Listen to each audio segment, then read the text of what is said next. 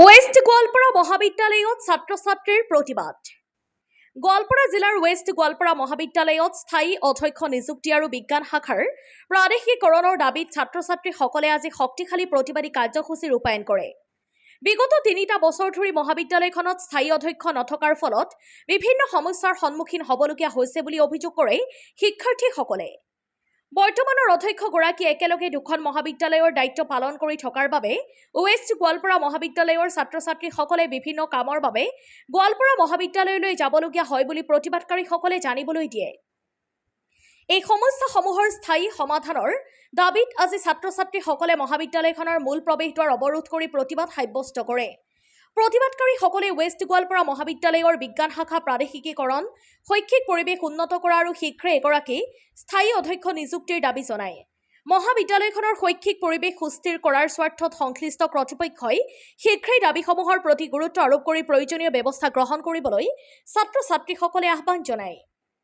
News desk report ABP Assam. আসলতে আমাৰ West Goalpara মহাবিদ্যালয়ত পাৰ্মানেন্ট প্ৰিন্সিপাল নথকাৰ বাবে আমি যদি এটা সিগনেচাৰ লব লগা হয় তথাপি গোৱালপাৰালৈ দৌৰি যাব লাগে। আৰু গোৱালপাৰাত গৈ যদি আমি প্ৰিন্সিপাল ছাৰক কল কৰোঁ, প্ৰিন্সিপাল ছাৰ কলে নুঠা। আৰু আমাৰ ওয়েস্ট গোৱালপাৰা কলেজৰ ছাত্ৰসকলে আমি ষ্টুডেন্ট ইউনিয়ন আমাক আহি প্ৰব্লেমৰ কথা কয়। আমি যদি প্ৰিন্সিপাল ছাৰক কথাখিনি কওঁ, প্ৰিন্সিপাল ছাৰে কথাখিনি আমাক ইটিকিং মাৰে, কথাখিনি মানে একটা গান দিয়ে সময় আৰু একটা গান দিয়ে ওলাই দিয়ে, কোনো গুৰুত্ব নিদিয়ে। আমাৰ ওয়েস্ট গোৱালপাৰা মহাবিদ্যালয়ৰ গাৰ্লছ হোষ্টেলক লৈ আমি 3 মাহ ধৰি আমি কৈ আছো ছাৰক যে গাৰ্লছ হোষ্টেলত এইটো প্ৰব্লেম হৈছে, সেইটো প্ৰব্লেম হৈছে, কিন্তু কোনো ছাৰে গুৰুত্ব নিদিয়ে, কোনো প্ৰফেচাৰে গুৰুত্ব নিদিয়ে, লগতে প্ৰিন্সিপাল ছাৰে গুৰুত্ব নিদিয়ে।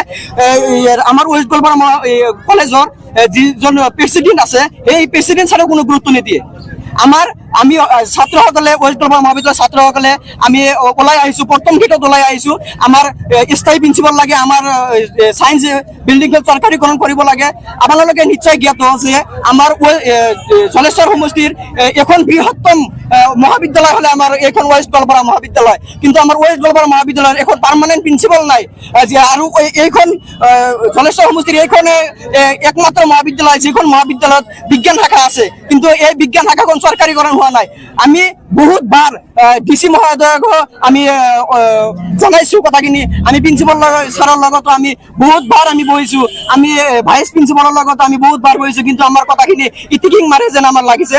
সেইকাৰণে আমি ছাত্ৰ সমাজে আমি আন্দোলন কৰিবলৈ আহিছোঁ। আমি আপোনালোকৰ যোগেদি আমি এটা স্পষ্ট কথা ক'ব বিচাৰিছোঁ যে যেতিয়ালৈকে আমাৰ ওয়েস্ট গোৱালপাৰা মহাবিদ্যালয়ৰ প্ৰিন্সিপাল ছাৰ নাহিব আৰু আমাৰ বিজ্ঞান শাখাখন চৰকাৰীকৰণ নহ'ব, আমি এইখন কলেজত দিনে ৰাতিয়ে নিশাই হওক দিনে হওক আমি ইয়াতে বহি থাকিম। কিন্তু তাৰ প্ৰিন্সিপাল অহাৰ পিছত আমি আমাৰ এটাই কথা যে পাৰ্মানেণ্ট প্ৰিন্সিপাল আমাৰ লাগে। তুমি যে ক'লা যে কিবা এটা কাম কৰিব লাগিলে প্ৰিন্সিপাল ছাৰ চাইন লাগিলে গোৱালপাৰা যাব, আৰু এটা কথা এই গোৱালপাৰালৈ যাব লাগে, তথাপিও গোৱালপাৰাত গৈ যে প্ৰিন্সিপাল ছাৰক কল কৰোঁ, প্ৰিন্সিপাল ছাৰ মাজে মাজে দেখা যায় যে কলে নুঠায়, আৰু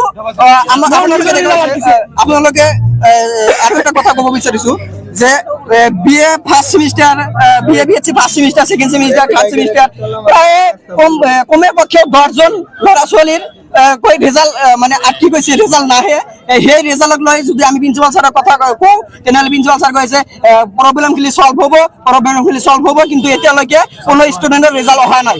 আমি 3 বছৰ আগৰ এটা ৰেজাল্ট নোহোৱাৰ পাইছোঁ, সেইটো প্ৰিন্সিপাল ছাৰক কৈছোঁ, সেইটো কৈ আছে যে সলভ হ'ব। 3 বছৰৰ পৰা কৈয়ে আছে সলভ হ'ব বুলি, কিন্তু সলভ হোৱা নাই। এতিয়া পাৰ্মানেণ্ট প্ৰিন্সিপাল নহ'ব, এতিয়ালৈকে আমি প্ৰটেষ্ট কৰি থাকিম। আৰু আমাৰ যেনে তেনে প্ৰটেষ্ট কৰি দিম, যেতিয়ালৈকে ছায়েন্সটো আমাৰ চৰকাৰীকৰণ নহ'ব আমি প্ৰটেষ্ট কৰি থাকিম। আমাৰ